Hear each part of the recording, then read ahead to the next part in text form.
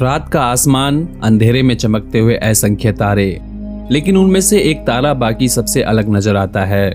इतना तेज कि कभी सुबह के समय चमकता हुआ दिखे तो कभी शाम के वक्त। लोग सदियों से इसे सुबह का तारा और शाम का तारा कहते आए हैं, लेकिन सच्चाई ये है कि वो कोई तारा नहीं बल्कि हमारा पड़ोसी ग्रह वीनस है। नाम सुनने में जितना खूबसूरत लगता है, हकीकत में उतना ही डरावना।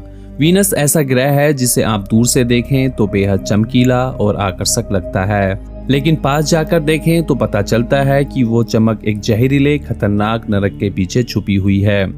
वीनस को अक्सर अर्थ ट्विन कहा जाता है क्योंकि इसका आकार और मास हमारी धरती से लगभग मिलता जुलता है।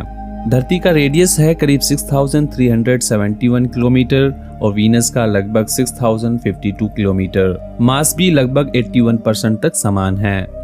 लेकिन यहाँ सिमिलैरिटी खत्म हो जाती है, क्योंकि अगर धरती जीवन के लिए स्वर्ग है तो वीनस उसका उल्टा यानी हेल। वीनस का एटमॉस्फेयर इतना घना है कि सरफेस पर प्रेशर लगभग 92 बार तक पहुंच जाता है।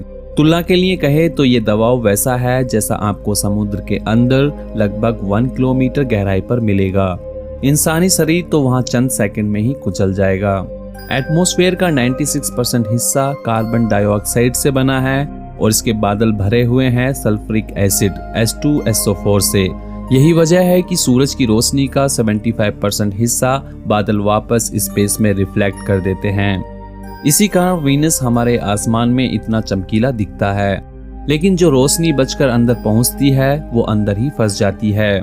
इस प्रोसेस को कहते हैं run away green house effect. Green house effect धरती पर भी है, यही कारण है कि यहाँ लाइफ पॉसिबल है। लेकिन वीनस पर यह इफेक्ट पूरी तरह से अनकंट्रोल्ड हो चुका है और नतीजा वीनस का सरफेस टेम्परेचर औसतन 465 डिग्री सेल्सियस है। यह तापमान सिर्फ दिन में नहीं बल्कि रात में भी लगभग समान रहता है, क्योंकि हीट बाहर निकल ही नहीं पाती। इतना ज्यादा हीट कि लीड और जिंक जैसे धातु भी लिक्विड फॉर्म में पिघल जाएं। वीनस की रोटेशन भी बेहद अजीब है। इस ग्रह पर एक दिन की लंबाई 243 पृथ्वी के दिनों के बराबर है।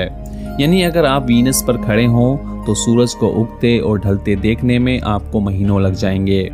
और अगर इसके एक साल की बात करें, वीनस को सूर्य के चारों ओर घूमने में सिर्फ 225 दिन लगते हैं। मतलब साफ है, वीनस पर एक दिन वहां के एक साल से भी लंबा है।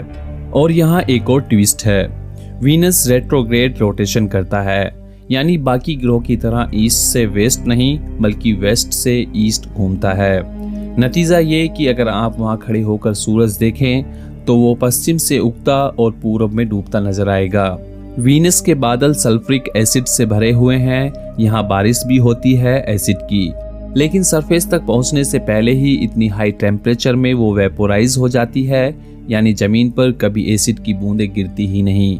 सोचिए, ऊपर से एसिड के बादल, नीचे से पिघलती हुई गर्मी और चारों ओर दम घोट देने वाला प्रेशर। इंसान तो दूर, कोई स्पेसक्राफ्ट भी यहाँ आकर ज्यादा देर तक सरवाइव नहीं कर पाएगा। वीनस की सतह पर पहाड़, मैदान और हजारों वोल्केनोज मौजूद हैं। साइंटिस्ट्स का मानना है कि वीनस पर 1,60,000 से ज्यादा ज्वालामुखी हो सकते हैं और उनमें से कई एक्टिव भी हो सकते हैं। इनमें से कुछ इतने विशाल हैं कि धरती के सबसे ऊंचे पहाड़ों से भी बड़े। रडार मैपिंग से पता चलता है कि वहां लावा प्लेन्स और क्रैक्स फैले हुए हैं, जो बताते हैं कि वीनस अभी भी जियोलॉजिकली एक्टिव है। अब जरा एक्सप्लोरेशन की बात करें।